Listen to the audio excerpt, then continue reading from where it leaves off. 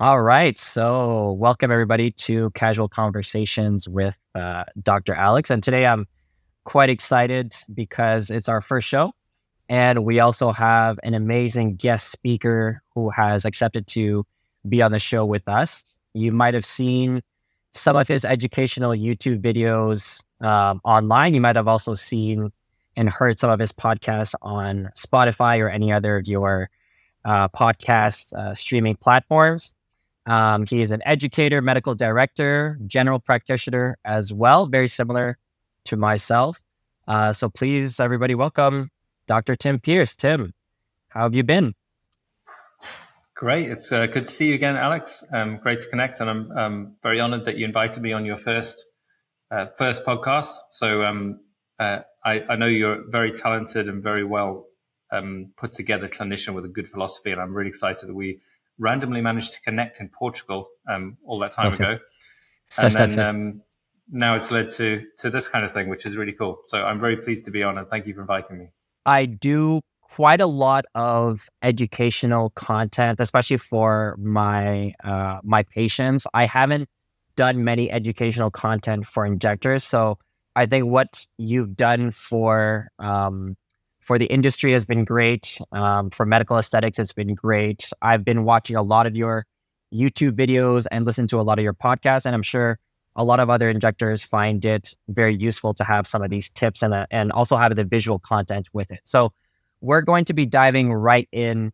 Dr. Tim, I did a lot of research on you online. It seems as if you've been doing injectables for many, many, many years.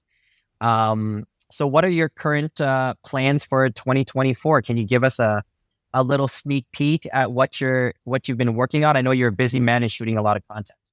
Yeah. So one of the things that bugs me is I get a lot of patients who, because we have a big audience, I get patients who want to come and see me, but they're in different parts of the world. And I'm not a big fan in flying to see your injector. I feel like you need to find someone local who's good and trustworthy. And the biggest problem is not that there are too few good injectors, it's that they're a little bit hard to find.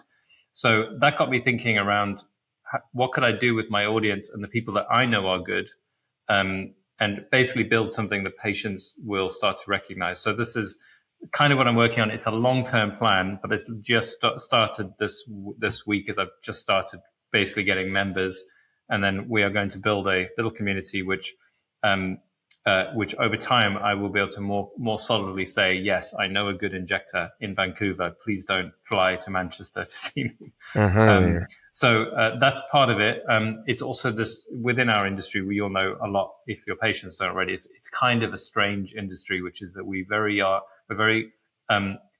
concerned about what other people are doing. There's this mix of judgment, but also we need to learn from each other. There's a lot of supportive people, a lot of people who want to see other people do well. There are people who train, and then there are people who don't want anyone else new in the marketplace.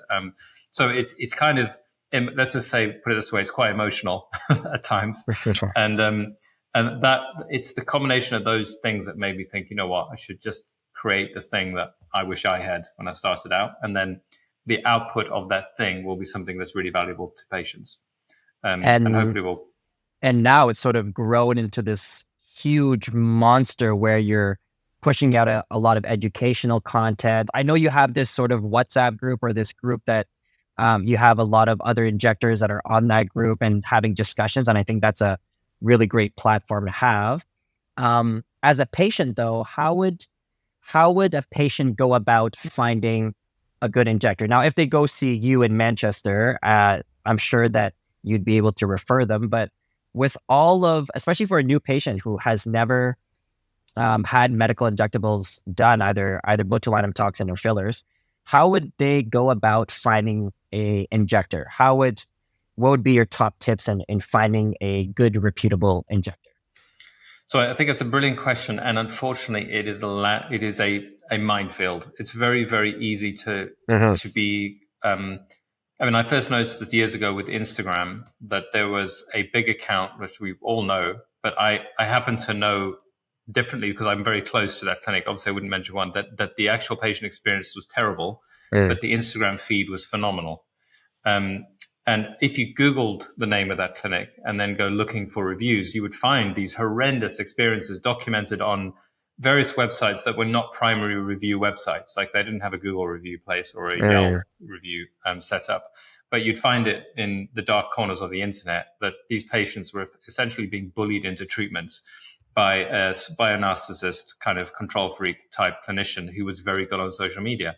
And that was the first time I suddenly realized, wow, like Instagram really it's a propaganda feed more than it's a way to find patients. Now there is a difference though with this particular setup. The person running the Instagram account is not on the Instagram feed, so she or her or that person, he. I'm not going to say it's a he or she, but it's they are very good at collating other people's efforts and presenting a story and then monetizing the attention that they get. But the real experience is very different. So one of the things I would say a patient needs to look out for is someone who you can actually tap into their philosophy consistently over time through social media. So it's not a before and after with a story, because before and afters can be all about lighting or the picture that you select. You want to hear how the clinician actually thinks and solves problems. And I call this the difference between the sizzle and the steak. The sizzle is their qualifications, and lots of people can have endless qualifications, but you don't actually know for sure whether they're good until you give them a problem to solve. I feel tired all the time. What problems can you do? What solutions do you have to solve that problem? And then the before and afters, if you're allowed to post them, it becomes something that backs up the philosophy that you're detecting in multiple other sources. So that's one way to find a good clinician. Is by paying close attention to what they actually say in their content. Like, are they demonstrating that they're problem solving and caring and want a good outcome for you, or are they showing off some new trend and that's it? Because unfortunately, as much as patients do seek trends, you just don't know how that clinician will solve uncertain situations unless they've demonstrated it some way. So that might be one way. I think reviews have a place as well, but so for similar reasons, I know another clinician who I was always surprised because I heard terrible things from my patients about their spa, but when I looked at the reviews, they were all good, and I thought, well, maybe I'm just seeing a small selection. Over time, I kept coming back to this question. Eventually, I went and actually read all the reviews, and you could tell that the Google reviews had also been faked. So you can just see no other reviews from that person anywhere, and they all sounded very similar. So basically, they have a little system set up where they basically put 5 or 6 new reviews every week, no matter what. Who knows where it's been done from? And they're pretty soulless reviews that say kind of cheesy stuff. There's no story in them, and they haven't reviewed anyone else. And when I saw that, and then I rearranged the order of reviews in terms of negative to positive, and then you can see, wow, these negative reviews are from people who've reviewed 5 or 6 other places, and they've also had positive reviews in other places, and then this is an unusual negative review for them. And I think that's another nice little thing that patients should look out for. Finally, when you actually get that review, is to really analyze it, because patients will often tell you a good story. In fact, one of the reviews on my website, which actually earned me quite a few patients, wasn't on the website, it was on a separate website, was actually when I'd refunded someone. I basically, in my early days of practice, I thought I could do something that I couldn't. And I admitted that to the patient. And I said, I don't want to take the money for it because I don't feel like it added any value. And I hoped that would be the end of it. And I was not happy that she'd said I'd refunded in the review, because I thought, well, everyone's going to want refunds now. Which actually wasn't the case. That isn't actually the case. Most people just want to be treated fairly. But the interesting thing for me is, because it was a real complex story, you could tell it was a genuine review. And many of my new patients referenced that particular review because they could see that was a real instance of a little bit of chaos that I'd kept ordered by doing the right thing. And although I initially thought it was a bad thing, it turned out to be a very good thing. But it's that type of review where you can see there's some conflict, and that it was resolved by the clinician that is worth 10, he's amazing, but without any context kind of stuff. So that would be another good tip. I think the reviews and the before and afters, to be very honest with you, I think they're both, you can both manipulate them, unfortunately, in medical aesthetics. So that's why I think the word landmine that you use also makes a lot of sense, because there's these sort of traps there, right? And I tell a lot of my patients, especially when it comes to the before and afters, is these before and afters are, nobody's ever going to post a bad before and after. Let's just say that, or we're less willing to post a poor result. And one example was just an example that Dr. Subio recently posted of just a change in lighting and angles can make the whole difference between a before and after that looks better. And the angles is quite impressive when you take a look at all the different pictures that we see on social media on just the head positioning or the jawline, for example. I mean, you see a lot of jawlines and they're always going to be in sort of like this sort of position and then turned in the after picture. So there's a lot of playing around that goes with it. But I think by following a practitioner and understanding the message that they're giving out, I think that also gives you a certain type of confidence that, oh, I can trust this practitioner. They may not necessarily provide the best results, but at least in an ethical manner, they're providing a service that you think is more personal to you, more ethical to you, and that might fit you a little bit more. Because at the end of the day, this person is a person that's going to stick a needle in your face. And I say, whenever somebody has to stick a needle in a body part that is our tool to communicate, you have to be very careful on who you go see as well. So I always counsel my patients to take a little bit more time in doing your research in your practitioners. And that's the biggest tip is take a look at their content online. Does it match what they're saying to what they're doing? Do their actions match their words? So I think that's a great answer that you proposed there. So the next topic I want to ask you, and especially regarding patients, is regarding botulinum toxin. So botulinum toxin, as you know, is probably one of the most popular treatments that we do in medical aesthetics, and it does have its own set of side effects and complications. As a practitioner, would you like your patients to know prior to getting botulinum toxin injections or injections in general, for that matter? Well, the first thing I do in a consultation is probably the most important thing that they need to know, which is actually what is their motivation, like what are they actually hoping for, and the driving force behind the treatment seeking is almost more important than the treatment itself and whether it works or not. Because and so and often this is not a case of people finally discovering that they don't need a treatment. It actually validates why they need the treatment more often. And I think patients feel much more comfortable when they actually think, you know what, I'm getting older. For example, I frown all the time and people think I'm cross when I'm not. And it's making some people feel slightly like I might be in a bad mood and I'm not. And that's subtly affecting my social relationships. And I want to fix that. And that's actually a good thing to do rather than a vain thing to do. That really helps a lot of patients kind of feel clearer about the whole thing, because they no longer have a story that's conflicted. Because a lot of patients have huge amounts of conflict around should they even be trying to maintain themselves, or is it a vain, self-obsessed thing to do? So I think it's never the vain, self-obsessed people who have those thoughts, by the way. It's all the other people who generally aren't, but they get something that bothers them. So they need a little bit of clarifying why humans control appearance, and that makes everything easier from that point. So I would like a patient who comes to see me to understand that appearance is not just like making yourself an Instagram picture in real life. It's about communicating and connecting with other humans. And that is about how you feel on the inside and also how people receive you. Both things are important. And when you understand that, it feels for me like an extension of healthcare rather than just purely cosmetic. Fair enough. Yeah. So I think it's a lot deeper than what we think it is and what we do in medical aesthetics. That's for sure. And patients know that as well. I mean, I think they might think that they're coming in for a very vain reason, but I think there's a deeper reason in why some people are bothered by some lines on the face or some of the expressions that they may make due to their facial expression or their facial structure. In Canada, when it comes to complications and side effects, because these are considered cosmetic treatments, so they're not mandatory treatments, we as physicians and healthcare practitioners, it is for our College of Physicians, they want us to explain all the risks, all the side effects of medical injectables. How do you normally approach explaining risk and side effects when it comes to injectables? Do you explain the most common types of side effects? Do you explain the more severe side effects or the worst side effects?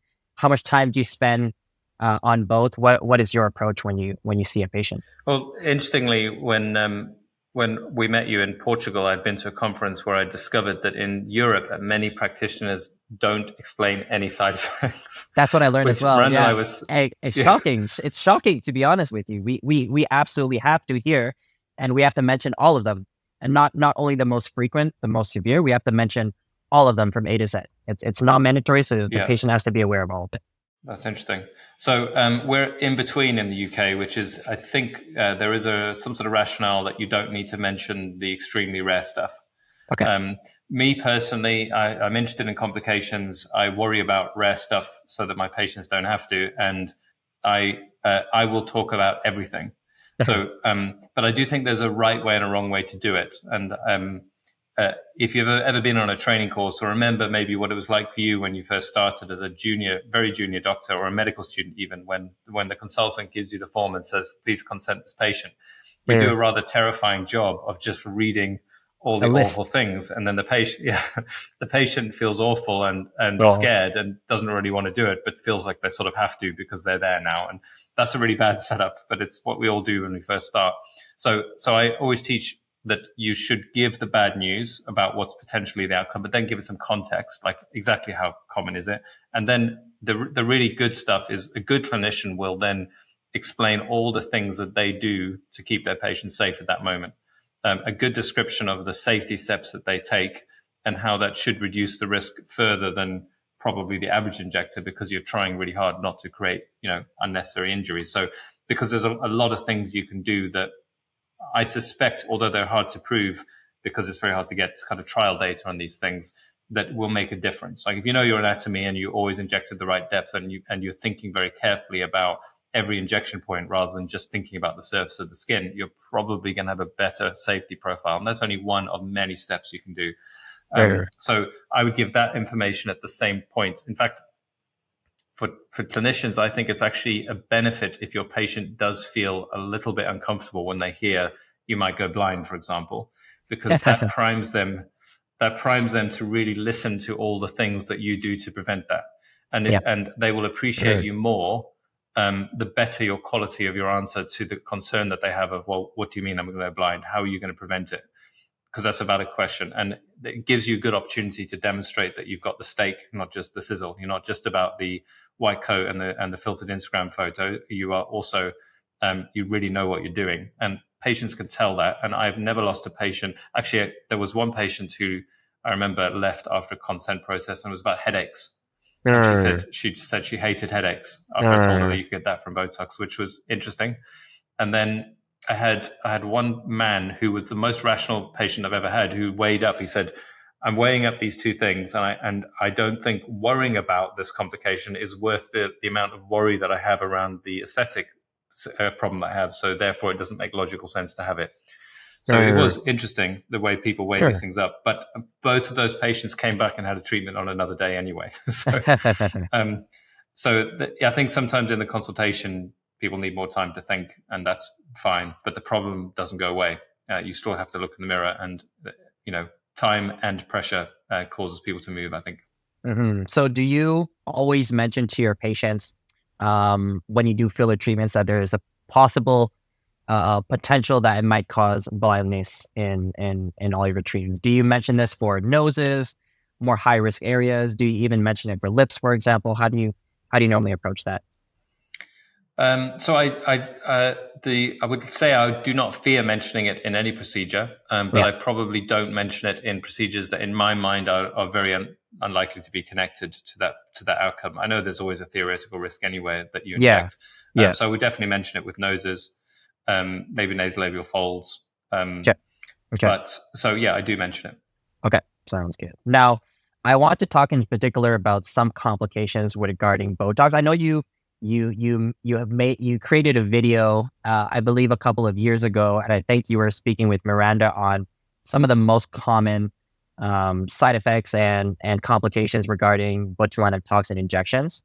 I want to go over some of them because I did have a recent podcast where you sort of explained a very interesting treatment when it comes to not eyebrow ptosis, but eyelid ptosis. And one of the things that you had mentioned is that you can actually probably treat an eyelid ptosis with some more Botox. Do you mind clarifying and explaining your thought process behind that and how clinicians can use more Botox to treat an eyelid ptosis? Because it does sound a little bit counterintuitive at first, for patients too, for that matter. Yeah, it is a little bit counterintuitive, but it basically rests on the fact that the eyelid muscle that is affected, your retractor muscle, is your levator palpebral muscle that pulls your eyelid open. And there's also another muscle called the Muller's muscle, or sometimes called the tarsal muscle, which also aids in opening the eye. Those are the two that retract the eyelid. And then the muscle that actually closes your eye is actually in the eyelid itself. And that's what's so confusing, because you say, I've got a droopy eyelid and I'm going to inject your eyelid, and then you're going to somehow not have a droopy eyelid. It's very counterintuitive, but it's the palpable part, which means the part that overlaps your actual eye, the outer part, that overlaps with the actual globe. That muscle is what closes your eye. So when you close your eyes tightly, that's the one that's doing it. So if you relax it, it's no longer opposing, it's no longer pulling down at rest, and you get a little bit of a lift. And the other treatment for ptosis, it treats Muller's muscle. So you add a medication that acts to stimulate over a short period of time the muscle that can pull back, the same muscle that responds when you get a fright. So it's different to the skeletal muscle that you can control. It's the almost during a stress response that opens your eyes, you can stimulate that, and that lasts about 4 hours. And both are temporary fixes to a droopy eyelid. Exactly. Yeah. I think time is obviously going to fix that droopy eyelid. It's very, very disconcerting at first because patients can notice this from a distance. And I feel like even some patients might lose a little bit of trust in their practitioner when you do cause an eyelid ptosis. But even some of the best injectors out there, I think there's still a risk of causing an eyelid ptosis. So for you, what would be the riskiest injections when it comes to causing this eyelid ptosis? And I had a couple of discussions with some other injectors as well when it comes to the head positioning after Botox, and that's also a little bit controversial. And for me, it comes up to the depth of the injection, especially when you're injecting right above the eyebrow right over here. So either it's your glabellar injection, so the glabella being the area in between the eyebrows, or a forehead injection that's being done a little bit too low. Now, as an educator, you've probably trained a lot of students. Would you say it's more the glabella injection that's a higher risk of causing that drop? So being a little bit too deep when it comes to treating the corrugator laterally, or would you say it's more the frontalis, or it might be a combination of both? So if you think of the muscle that is lifting your eyelid up, if a patient wants to find out where that muscle is, you basically will put your finger directly in front of your eyes so you couldn't see, with the tip of your nail pointing into the bone underneath. So basically directly behind your finger there is where the muscle is that is droopy. So I think it's most likely the injection that is exactly above that, which is, it's either the middle of the corrugator or the tail of the corrugator. There's not a big difference. But to my mind, that's the one that is the most likely to cause droopiness of the muscle there. Because I think once you're treating crow's feet, you can still cause eye symptoms, but it's more likely be the muscle that looks right on your right side that you would be affected, rather than the eyelid itself. So in my mind, it's corrugator, it's talar corrugator, and it's a deep injection that goes basically close to or through the orbital membrane if you're too inferior, and then gets it into the globe. Because the bit that's hard to understand for people is that this muscle is not your eyelid. It's deep inside your eye. Like it's basically superior to your eyeball, but runs right to the back. And when you understand that, that's why, to me, it makes sense that deep injections are so important. And to avoid. Exactly. And when it comes to superficial injections, I mean, I like to do intradermal injections. So you see a little bit of blanching in order to make sure that you're superficial. But I've always wondered, and this is more of a question maybe for injectors, is if you're putting too much volume or a dosing, regardless of how superficial you are, do you think that might affect a little bit the spread, and then it could actually go a little bit deeper as well? So the question So just the to ask more you, you put it's in, the higher the risk. exactly in terms of the volume. Is there a certain type of unit or dosing that you wouldn't go beyond at the tail of the corrugator? Would you not go beyond 5 units or something like that? Generally, I'll normally place about a 1 or 2 units. I tend to not venture in towards the 4 or 5 units at the tail of the corrugator, for example. Yeah, that's very similar to me. So I would also, if I'm going to inject there, it's 1 or 2 units. And sometimes I actually think you don't always even need to inject there for many patients. You can just do the medial aspect. Now, I did see a paper that said that surprisingly they couldn't detect an increase in complications with higher doses all the way up to 80 units. But to my mind, that makes no sense, because whatever that injection is that caused the complication, if you added more, surely it would be worse. So to me, the logic, there must be something, basically the people who did that study must have really pristine injection technique in that study. And fair enough, like if you're very, very accurate and you treat the right patient, you're not going to get a higher rate of complications, even if you increase your dose. But, over a lifetime of injecting, we're all going to have a day when the angle is slightly different. And if you've added more in a slightly imperfect angle, then surely that's going to result in side effects. So despite that paper, which I know the drug company who make the product were very excited to share it, because, they want to demonstrate that their product doesn't cause risk. But intuitively, there must be a flaw with that, because we do see eyelid ptosis, and surely they would be worse if you'd put more in. So I like the idea of using the minimal effective dose. I've seen that the rate for an eyelid ptosis is anywhere in between 1 and 2%, which I find is quite high, to be quite honest with you. In your practice, do you see that it's roughly 1 or 2%? And I can certainly say in my practice, 1 and 2% is quite high. I don't actually see that number. 1 or 2% would mean that if you're treating 100 patients in botulinum toxin, which is probably about a week of injectables, you're probably causing 1 eyelid ptosis a week, essentially. That's a little bit much, isn't it? Yeah, no. So our practice, including the training school, treats about, that means new injectors. Some people have never injected anyone before are doing these procedures. They're obviously closely supervised, but it basically years go by. Like it's not a weekly thing. And if we're treating kind of 2 to 3, 400 on a really busy month patients, would I be having 4 patients back with the droopy eye? Absolutely not. Yeah. So now, I don't know if you've ever gone far enough back into the data. The first papers they ever did, they were getting even higher than that. It was like 4 or 5%, which means you'd be 1 in 20 of your patients with the droopy eye. Quite a bit.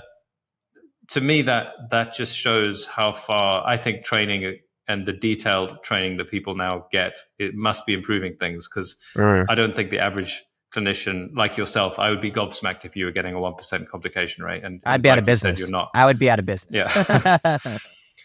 So this kind of thinking that you're doing about the precise injection points and the dose, and trying to think, even though it's unlikely, how do I make it less? That is paying off in these things. And that's just the kind of thinking which I encourage everyone to do. Every injector and every patient should be looking for injectors like this, which is people who don't just dismiss something as unlikely and then carry on, but they're looking for ways of making it even less likely. That's a really good sign that you have someone who's going to look after you.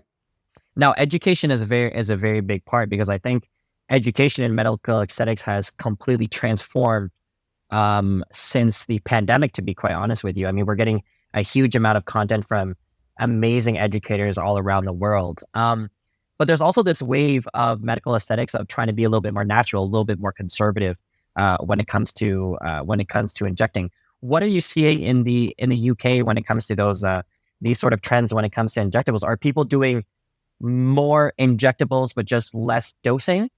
Are there more people getting injectables in general, or are you still seeing some growth in the UK? What are you seeing on the field right now? Yeah, so interestingly, I'm collaborating with, I think it's the 5th biggest aesthetic supplier in the UK now. They randomly are 500 yards down the road from my studio, and I met the guy while I was naked in the sauna. So I was getting changed, and he was like, "You're Dr. Tim," and I was like, "Yes, but I'm naked." And anyway, we had a good chat. Great way to meet So we got somebody for the first talking. time. Yeah, I was well on the back foot. But anyway, I got to know him, and then my old marketing manager ended up working for him. So I knew someone who'd marketed our business before the pandemic. She went off to have a baby, and anyway, she is now sharing some really amazing data. Obviously, not the details, but you are absolutely correct. If it's anything to go by, and obviously this is just the UK, but we're seeing a drop off in dermal fillers and an increase in basically anything that you think of that is gentler and softer. So Profilo, the skin boosters are going up. These polynucleotides are skyrocketing, and all of them fit into the category of kind of working on the canvas in a more gentle and natural way. So, Botox, I don't think it's ever going to go out of fashion because it works so well. But at the same time, there's a category of patient who will probably try something else first and try and get their skin to glow and be more resilient and all those other things that are more subjective. And the filler thing is interesting. I've often thought that basically there's a type of clinician as well who doesn't really like sculpting. Like filler is very artistic and you've got to shape and get, basically try and make something beautiful in 3 dimensions. It's not about the position of the arteries, whether someone is beautiful or not. It's about your judgment. And it's very stressful for new injectors. And if you give them an option to do something else that doesn't have that challenge to it, they will gravitate towards it. So I think there's a cohort of injectors who are so relieved that they can make a big impact without having to try and change the shape of someone's nose or their chin or whatever. And then there's a cohort of patients who basically love the story of it, because that's really what we're talking about. The story is natural. It's more like taking vitamins than taking a toxin, for example, or a filler, which, and regardless of the fact that from a medical perspective, it's probably not crazy different. And in terms of the overall result, you can make people happy either way. The story is very powerful. So, and I think we've seen enough overtreated people that there's always trauma out there. You'll know this from your patients. The number one fear is don't make me look overtreated. So if you've got something that cannot make someone look overtreated, like polynucleotides, then you're away. Like it's the biggest obstacle removed. So I think that's why it's doing so well. But I think it's objectively true that there's a shift in behavior going on. Yeah, so there's a lot of these treatments who are more, and I don't like saying natural, but in a way it is quote unquote a little bit more natural in the sense where between injecting jelly or hyaluronic acid inside the face or injecting a collagen stimulator, the collagen stimulator certainly lets your own body stimulate its collagen. So there's no sort of outside factor where you can look botched. Essentially, I think a lot of patients still fear the whole botched look. A very interesting question because I saw a recent Instagram live, actually from Dr. Subio as well. And he recently went on a Instagram live talking about some of these collagen stimulators that us general practitioners and nurses are injecting, but it seems to have a complication or an effect on facelifts after you inject a collagen stimulator. And a particular mention is it regarding fibrosis as well. This is recent. This is very, very new. A lot of surgeons have commented that patients that have received either Sculptra, Radiesse, any other collagen stimulator, their tissue seems a little bit more fibrous and it's a little bit deeper, more difficult to do a deep plane facelift. Have you seen any of this, heard any of this? What are your thoughts on this? Are you going to be stopping, pausing up on some of these collagen stimulators? What are your thoughts about hearing this new data? Yeah, so I had the two main ones that people talk about. I had exposure to many years ago, and I reckoned before this came out, I noticed that if you use a cannula on someone who's had this treatment, a percentage of them it's just a bit of a harder job. Like once they've already had a previous treatment. Stiffer. So I wasn't, I wasn't particularly surprised by it. And of course, that's what they're meant to do. They're supposed to. I mean, it was funny the way these things have been described now. The companies behind them are doing a good job of re-describing them. The story is, there's a great saying in marketing generally, which people don't buy your product, they buy the story. Yeah. And the story, when I was taught, was that these products generate a foreign body reaction and cause inflammation and increase the collagen. But that's been switched to a regenerative, the words regenerative are used now around them as well. And and it's not strictly regenerative. I think Subio made that in his post with the salamander foot. It's not really regrowing young skin. It's just causing a reaction that gives the impression of younger, tighter skin. It works. I mean, this stuff definitely works, but it's a little bit. I don't know if the word regenerative medicine should be applied to anything that kind of stimulates your skin, because if it's not doing it in the way that they would do when you were 6 naturally, without leaving anything behind, it's something else. They're playing with the vocabulary a little bit. Yeah. Interesting. Now, do you use a lot of these regenerative medicine? That's sort of like the new trends that's sort of like coming up in medical aesthetics these days. Have you dabbled into some of these sort of injections? What do you think? What do you think medical aesthetics? Is there a role for regenerative medicine in medical aesthetics? Well, it depends on your definition of that, but certainly, I mean, polynucleotides are really big in the UK. So in terms of training, it's rocketed to our number 1 course, and then even in the clinic, which runs alongside, I think it was something like 30% of patients had polynucleotides. So, and that comes from the combination of the clinicians believing in it, and also the patients just loving the story behind it. This is so much better than the other option. So there's definitely a shift in that direction. I think the biggest, because I'm super interested in the whole longevity side as well, like health and wellness. I think that will be a huge thing in the next 10 years. And I think aesthetic practices are actually very well placed to do it, because the sort of longevity stuff fits into a rather strange place compared with other things, which is that most medical kind of, like the World Health Organization, or what are the other examples for us, like the CQC, for example, who regulate doctors in this country, they don't see a lot of that stuff as their domain. So because they're interested in responding to disease and disorders, and actually what's happening is there's now a load of science coming out that will actually enable us to make patients healthier and prevent disease. And that's amazing. I think it's the most exciting thing to happen in my career, and I'd love to play some role in it. I don't know. I'm not even exactly sure what, because I think it's a fantastic gift to humanity if it works. But that's the problem, if it works. And there's a lot of stuff that is exciting, new, plausible, but it doesn't really have the data yet. I mean, even like one of the big things I'm seeing in aesthetics is NAD supplements. They're super exciting. Yeah. I think boosting your NADs are great, probably going to be a good thing, and it definitely works in mice.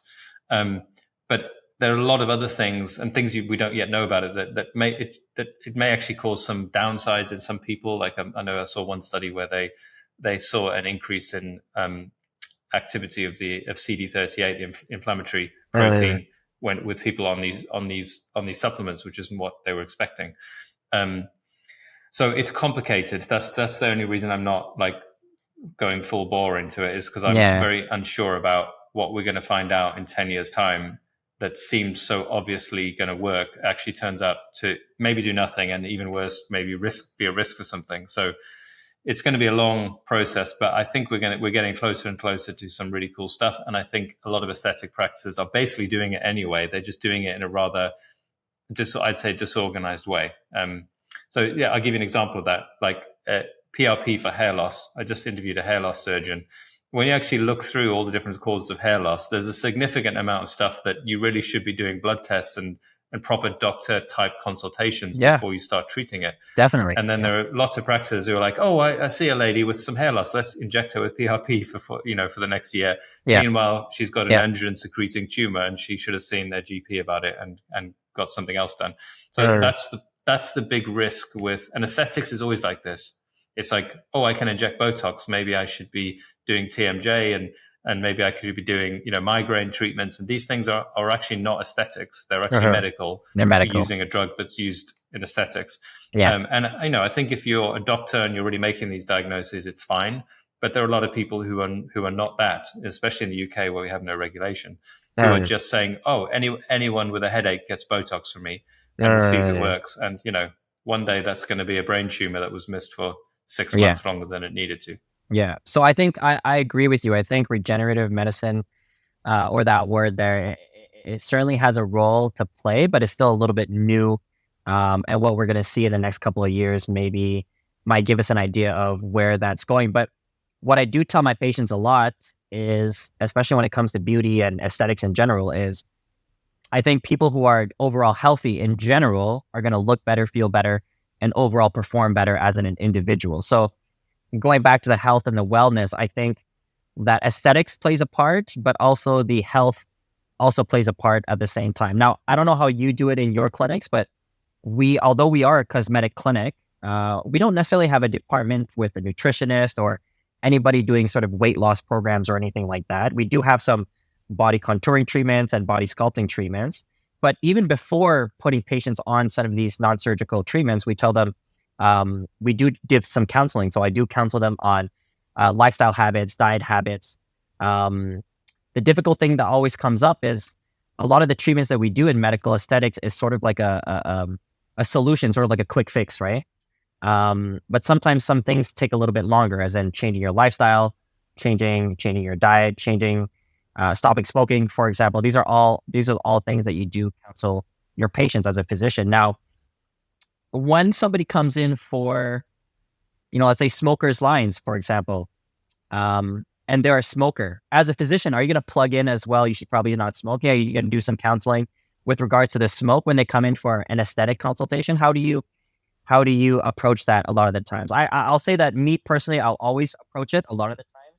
I won't spend necessarily half an hour, berating them on them smoking for the last 20, 30 years, but I'll certainly explain how the smoking has contributed to their lives, though, to make them or show to them that there's a certain consequence not only in your health, but physically as well and cosmetically. So how would you approach it? Yeah, that's a fascinating area to discuss, because I think it's almost like an art form doing that in a way that actually influences people. Because most people, it's I don't know if you don't have kids yet, but if you have kids, you'll know what it's like. If you start telling them what to do, you often get resistance straight away. And really, what we're after is positive influence guidance, and that's hard to do if they already have a defensive element to it. So someone who has a weight problem, for example, may feel vulnerable about it already. And if you approach that indelicately, you can end up just entrenching them, and they will be like, well, screw this doctor who judged me, and who's he to know what my life is like. You have that problem unless you do it in a very strategic and coordinated way, and are very sensitive to their negative responses, because ultimately they know the information. Most people already know that they have a weight problem, or that their smoking isn't good for you. But what are you using to influence them to want to change is actually the most important bit. So I'll often, there's lots of ways of doing it, but I might, for example, say, I'm sure you can assume that anyone who's coming in for fat loss procedures has already tried to lose weight. So you can say, so what have you tried so far? And that gets them to suggest the diet and exercise stuff that you might just be about to tell them. And then you can actually unpick what was blocking them from proceeding, or throw in your own ideas. But you're not saying you need to diet and exercise, which it's just a little bit, I think it's frustrating for patients to be given advice that they already know. So I'll ask them what they've tried. I also will very quickly throw in that I understand it's a hard problem, because I remember when I first started in aesthetics, I was working so hard. I used to buy junk food around my rounds while I was seeing patients, and I remember knowing it was bad and not being able to stop, because I didn't have any way to prepare a nice fresh salad. Especially this is 10, 12 years ago. People are more conscious now, and you can actually buy more salads. But I was basically just eating shop bought sandwiches. And anyway, it gave me an insight into how hard it is. If you're, a lot of my patients in GP land will be, they'll work nights in a factory where they have a vending machine to buy their food. I'm not going to start telling them to eat salad. So that kind of empathy then gets them to help problem solve, and I will make sure that they know that I know it's a hard problem, but that also puts me on board with helping them solve it in a better way. So it's that kind of thing. But I think the most important thing is to do it in a way that makes them realize that you really want the outcome for them. It's not that you're justifying your existence by giving them advice that they expect you to give. It's that you are genuinely trying to help them solve a problem. And that is worth more to people than anything. And to any clinicians who do listen to this, it's the backbone of a good practice is that the Yeah. patient thinks, gosh, that person is really on my side. As simple as that. Are they on your side, or are they just trying to justify something that they know they have to talk about? So doing it as a service rather than a tick box exercise is crucial. Good. Good. Yeah, those are some great tips. Now, I just wanted to go back very quickly because you spoke a little bit about some supplements, right? So you sort of like NAD supplements. I've been hearing about some other supplements, and you might have had patients that have asked you this. Back to botulinum toxin injections, zinc supplements. Do you recommend them? What are your thoughts about them? There's a little bit of research out there that shows that, this can make your botulinum toxin last a little bit longer. I am confident in telling you that I know a couple of patients that are probably trying it without them telling me. But what are your thoughts on zinc supplements in botulinum toxins? Is this going to be a new standard of care? What's the future here? I mean, I think it'll be one of those things. As far as Botox and botulinum toxins are concerned, you'll get an incremental improvement in a cohort of people who have, I presume, I don't know if it's deficiency related or just the fact that you have more, it works slightly better. Sure. As far as zinc as a supplement goes, it's a pretty good supplement to take. Last time this was a while ago, but I remember around the pandemic, it was one of the supplements that was recommended. Certainly, they didn't talk much about supplements in those early days, but it was I know that viral infections are reduced with zinc supplements, better than vitamin C, apparently. Yeah. They also make men more fertile, so it's often one of the causes of male infertility. So zinc supplements can help your sperm. Good to know. So Good to know. Yeah, so I think it's a reasonably good supplement as far as supplements go. So I don't worry too much about it. I know you shouldn't have it. If you have it on an empty stomach, it can make you sick. Yeah. So that's what I know about zinc supplements, and I don't see a harm in patients taking it. I doubt you're going to not see your patients for 9 months after a little bit of zinc, but it might give them a few more weeks. Yeah, exactly. Have you? I've actually wanted to try taking some zinc myself just to do a little trial on myself. But if ever I do it, I'll let you know if it lasts a little bit longer.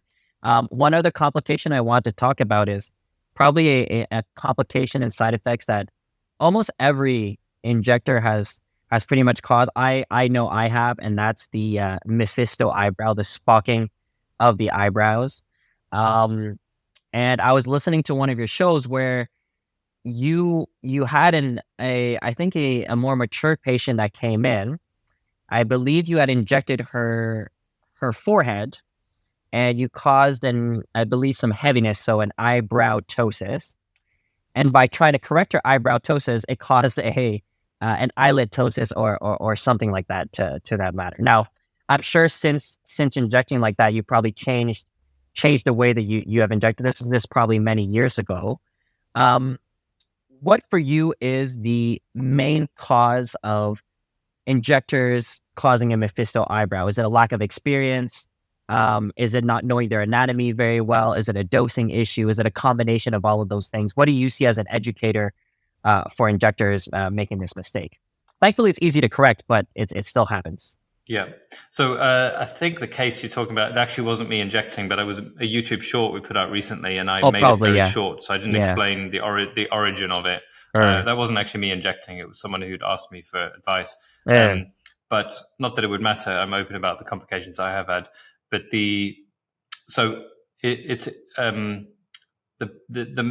was your question about what the mistake was in that particular case, or what I'd do differently? No, it's more in the case for in terms of that spocked look and that spocked eyebrow. What do you think is the main reason why injectors are still causing this? Is it because they're not assessing anatomy properly? Are they not putting dosing properly? What do you think is the main cause of this still happening, despite the education and being better? Yeah. So I think a lot of injectors, certainly in the earlier stages, they try and leave just a little bit more safety margin just to make it even safer. And one of the margins is like, don't drop the lateral brow. So they'll often undertreat laterally. So that's what causes the bulk of the lift. And then it could be related in some of the times. I remember catching someone doing this and then finally figuring out what was going on, because I trained them, I'd stood over them, they were fine. And then they went into the office by themselves and started marking out. And when I came in, I was like, you've moved your glabellar injection points 5-10 millimeters up.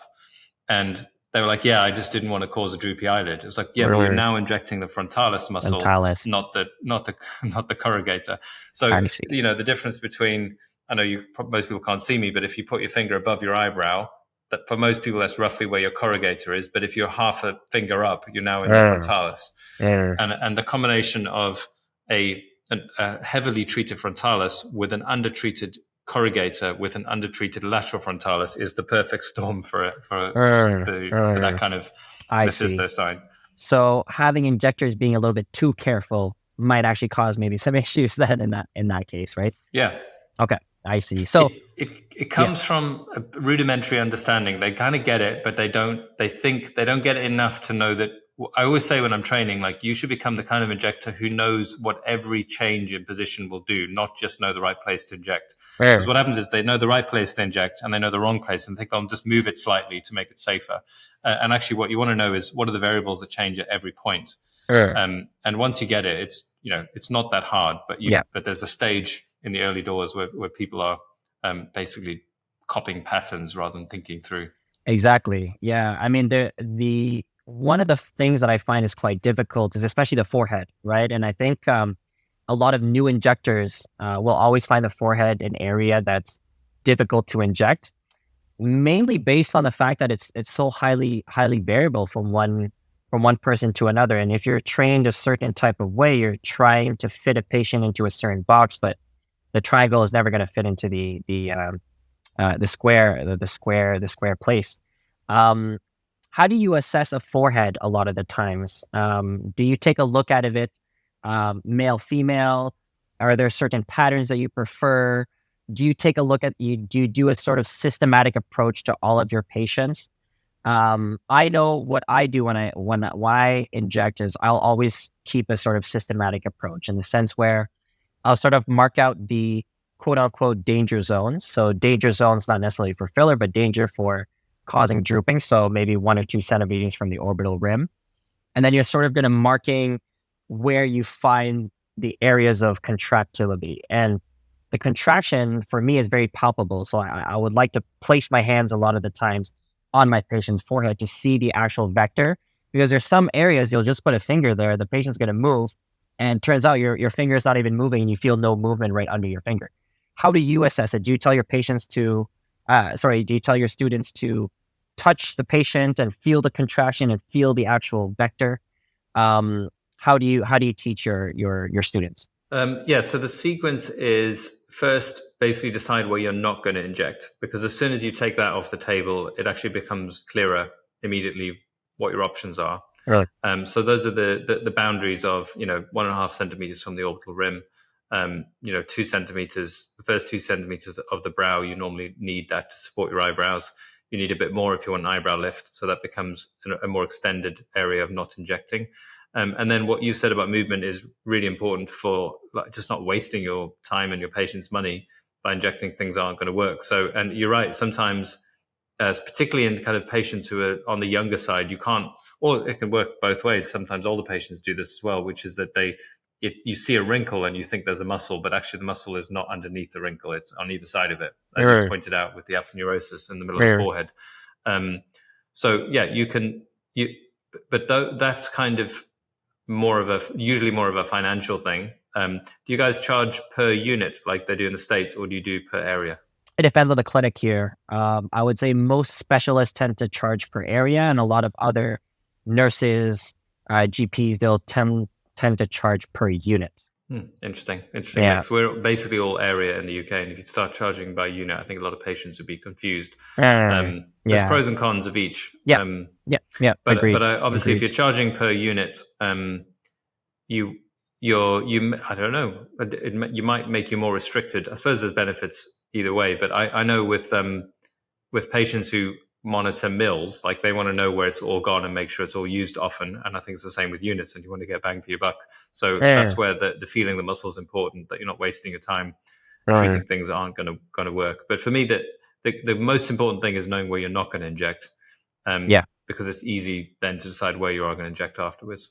Yeah. And then reassessment, right? Reassessment is always something that's very important. So one thing that's very interesting is the whole sort of billing structure. So one of them is per unit, and the other one is per treatment area. In the UK, for example, when it comes to treatment area, is it sort of like standard all over when it comes to practice, when it comes to pricing, or do you still see a lot of variability between, because I know there's beauticians that can inject there, physicians that can inject there, pretty much almost anybody can inject there. So I'm assuming that your price range in the UK is quite variable, even compared to here in Canada. Yeah, there's less of a floor probably with toxin than with filler. You'd be amazed. Like filler, you can get people who buy like some gel off Alibaba for 49, and they sell it for 49 pounds. Wow. And then you get, which you can't even buy in this country. A vial of proper filler is like more than 3 times that. Exactly. Yeah. So who knows what it is that they're injecting? And occasionally we have, people who have concocted something. You've had this in the States. They've had people injecting silicone bath sealant and stuff. I've heard so that'll cement. happen in the UK. I've heard cement. Cement, as yeah. well. Yeah. Oil Quite surprising. is another one. Cooking oil. Yeah. Disaster. So we have that, but toxin tends to be controlled by prescribers anyway, so they tend to, that bumps the price up. Because if you're non-medic, you're getting it prescribed, but of course there's ways around that as well. So there are places who you get them on Instagram. I don't know if you get these inboxes, but all the time. You always call them all the time. Yeah, try and block. So and in fact, I had one come up in one of our groups that was clearly fraudulent. Like it had the wrong font. It was the wrong vial. It had powder inside instead of how the Allergan cosmetic comes and it's like a residue almost. There's no powder. Yeah. So it was clearly not the same thing, and that is so dangerous because I don't know if you've heard the story. It happened in the States about 15, 20 years ago. There was a doctor who got some of this kind of off the shelf research grade toxin. And he just started out and he treated himself and he treated his wife and then he treated his girlfriend, and all three of them ended up in ITU. Obviously, he got struck off. Oh my goodness! But that's because there was many. The thing I don't think patients realize this is if you had a vial of toxin and you put 1,000 times more in it, it would look exactly the same. It wouldn't, because there's so little actual toxin. It's such a tiny amount that you can't tell by looking what's in it. So really what you pay for is the validation of the amount. That's actually the most important thing. It's not the toxin itself. It's that you know how much toxin is in there. So that's one of the other big problems we have with this global world we live in, and being able to get things from websites all over the place. You don't know what it is. So prices, so I've gone on a tangent, but essentially the prices are a bit more flawed, but there are definitely people who are getting other sources for less. Do you tell your patients in that case, because let's say you're charging a flat fee for the forehead, do you tell your patients the dosing, the amount of units that they get? So we do a flat fee per area, unless you go over what I consider one area and then it becomes another area. So it's a slightly fudged version of the two. So I don't normally tell them because it doesn't really concern them. They don't care as long as they get their wrinkles gone for the price. But some patients ask, they will if they leave as well. They'll ask, how much have I had? And sometimes they will. I know in my early days, before I'd built, a bed of trust for my patients, it was they would suspect that I was shortchanging them, and that's when you'd have to over communicate. So I remember vividly one lady who I actually spent a fortune on because she had a strong zygomaticus muscle that were wrinkling around her eyes, and I would keep topping her up. I hadn't thought it through yet. Yeah. So she had 3 treatments, felt like she got nothing for it, thought I was diluting the toxin, started spreading this rumor that I was just injecting saline. Meanwhile, I'd spent like 3 times what I would normally, and it basically made a loss. So that's a communication error. I see. Yeah. So I think that's an example that a lot of injectors will have is there's only certain amount of lines around the eyes that you can actually get rid of, because some people forget that the lines around your skin right over here is also partly caused by the zygomaticus muscle, and that one you can't really do too much about. So you can put 1,000 units there, your lines aren't necessarily going to get better unless you actually drop their smile. They're not going to smile anymore, and they're not going to move their face, and they won't have any more wrinkles, but they won't be happy that they're not going to be able to smile anymore. So I just want to go back a little bit when it comes to the Botox aftercare or toxin aftercare. I've been doing a little bit of research on this, and one things that I get a lot of recommendations, and especially here in Canada, a lot of doctors are still recommending patients to keep their head upright and not bend forward for a couple of hours after their treatment. Do you recommend this in the UK? I was doing a lot of research online. There's pretty much no research that supports this. It's pretty much only anecdotes. I know there's some doctors that do, there's some doctors that don't. It's quite common in Canada that I would say the majority of them still recommend it. What's your practice in the UK when it comes to bending your head forward? So I don't think it makes much difference. I always thought with that one in particular that it's a bit like not touching your face. It's definitely a good idea, plausibly, but most people touch their face unconsciously almost within 10 minutes of being told not to, because we touch our face all the time.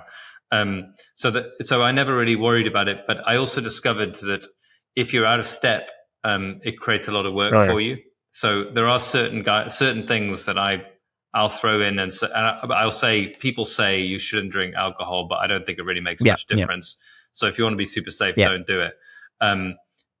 So because if you don't mention it, then they sometimes, you get an anxious patient, they'll freak out and be like, he never told me. I've just read somewhere that I'm not supposed to drink alcohol, whatever it is. And it creates uncertainty, and then you have phone calls. And so I talk about what other people say, and then if I don't think it's that important, I'll say that as well. And I think lying down, if you think about the fluid in your skin and how much difference it makes to lie down, I think what people are worried about is that you get an increase in throughput if you're lying down, more fluid, and it would wash it away before it works. So you're getting slightly less effect. I think it's insignificant compared with just running to get to the car or something. And even that, I don't think makes that much difference. As far as I know, it's actually on the nerve cell, and basically making its way in within minutes. And everything else that does get washed away is to be expected almost. Okay. So you think it's probably quite minimal. I certainly agree with you, because I did have a bunch of patients that I've made that recommendation, and they see me, a couple of months later saying, I completely forgot your recommendation, and the Botox turned out okay, or the treatment turned out okay. So it's probably, if there is any effect, that's probably something that's quite minimal, to be honest with you. Now, there's another complication, and we're getting a little bit more towards the time, so I'll maybe steal maybe 5-10 minutes more of your time. But some patients I've noticed, and you made a video recently about this, about the jelly roll. Quite an interesting topic. Not every patient has a jelly roll. Not every patient is a candidate for a jelly roll. I haven't found, personally as an injector, I haven't found the perfect, criteria to decide who is the perfect candidate for the jelly roll. And I did have a patient that came in, and I'm going to be very honest. We injected sort of laterally on her jelly roll, because she did have that extra muscle there.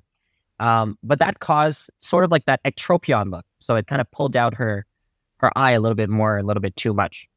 What patients do you think are good candidates for it? And what patients do you not think are good candidates for the jelly roll? Should we even be treating the jelly roll? That's a good question. So, I threw that in because I think it was Julie Bass Kaplan had that treatment and then noticed that it gave a look. So I think it was specifically that, not just for some other under eye lines. So it can work on some patients. I'll be honest, I've never really liked it as an idea, because you're treating a functional muscle. It's not, but they're all functional. But in terms, it's not just expression. It has to keep your eyes shut, and it just feels like it's the other problem I think you get when every inject under there is you treat more and more of the muscle, because you can see the areas where it's untreated, and you get this medial pull as well. So it's not one that I bring up. If I'm in a consultation, I'm analyzing a face, I will typically not spot it and say we should treat it. But if a patient comes in specifically concerned, then I might try with a low dose and 1 unit doses, very small, 2 or 3. Like see if it improves. If I get some confidence that it's going the right way, I might do a bit more. But I wouldn't rate it as a great treatment. It's as a great treatment. Good in some people, but not for average. Not average in patients who just come in for just to look fresher, and has a little bit of that, and they've never really noticed it. I wouldn't mention it. Yeah, I'm also kind of like you. I'm not. I'll never sort of mention that I have to do a jelly roll. If the patient mentions it to me, and I do see that they do have a little bit of that thicker muscle and it is contracting, I'll try maybe a 1 unit and see, and then back again. It's a hit or miss, to be quite honest with you. Some patients are very satisfied with it. I would say I have 50% are very happy with it. Another 50% said, you know what, it didn't really do too much. Let's just not do it anymore. You know what I mean? So I don't see a huge benefit from doing the jelly roll injection. So back to some of the post care. We spoke about some of the positioning. And back in the day when I was learning how to do injectables, there are some physicians who are telling their patients to, do facial expressions after they get botulinum toxin injections. Do you recommend those? I once had a patient when I did recommend this who went home and spent a full day sitting on on a cat, and that made me tone down the advice. To be Yeah, clear about when it should end. So I think I yeah, said something casually like, if you move, it might help it come into the muscle quicker. So you should maybe do that after your procedure. And off she went yeah, with a day of. yeah, So I think there is evidence that depolarization of the muscle pulls the product in quicker. yeah. But I think that's probably most important, like just before you inject and afterwards. And then I don't tell them to go and do anything, the Sure. next, Yeah, for an hour afterwards. So a little bit of movement is yeah, very low risk. yeah. So I know one of my clinicians believes it's better to do just before you inject. So get them to contract, then inject. But I can't remember her reasoning for that. Right. Um, Okay. but I do believe that depolarization of the muscle has some contributing factor, but it's most important in the minutes after the procedure, certainly not the days afterwards. Yeah. So if you're trying to contract it, 2, 3 days later, there's probably minimal benefit, right? Yeah, most likely. Okay, sounds good. So, great. So I think I asked so many questions already, Tim. I even asked questions that I didn't think I was ever going to ask you. But thank you very much for being on this first show of Casual Conversations. We hope to have you back maybe someday. I know you're a very busy man, but we do have a good amount of other injectors, surgeons, dermatologists, family physicians as well, who are going to be coming on to the show, and you're always welcome to join in. I think you're very insightful and eloquent when it comes to the world of medical injectables. Tell our viewers what's coming for Dr. Tim in 2024. They want to know. I mean, I saw that, I think the last couple of years you were there present at the Inner Circle. Are you going to still be offering trainings in Manchester? Are you doing trainings, in Switzerland? What's new for Dr. Pearce in 2024? Yeah, so there is going to be another Inner Circle, Right? with more of a focus on kind of longevity and regenerative medicine, as well as the kind of standard aesthetic stuff. And Yeah. that is going to be in May. Amazing. And then, Amazing. although it's not in black and white yet, I won't say where it is, but I'm almost certainly coming to the US for one conference as well to speak, which I'm Wow. very excited about. I've actually not spoken in the US before, so Amazing. Amazing. Yeah. you will It'll hear be about it great. obviously when it's in black and white. When I have Yes. my invitation, Yes. then because you're not that far. I mean, I know you're far, but We're not too far. closer We're than not, Europe. we're not too far. If ever you go down to the States, I'll hopefully fly down to come and say hi. Well, thank you very much for your time, Tim. It was a pleasure once again speaking with you. And have a great evening over there in the UK. Cheers. Thank you, and congratulations on getting the podcast moving. I look forward to hearing more from you. I enjoy talking to you. That's why I said yes, and I think if you keep going with it, it's going to be well worth it for patients to listen, as well as clinicians. I think we're all going to get something from it. So good luck and keep going. Amazing. Thank you so much.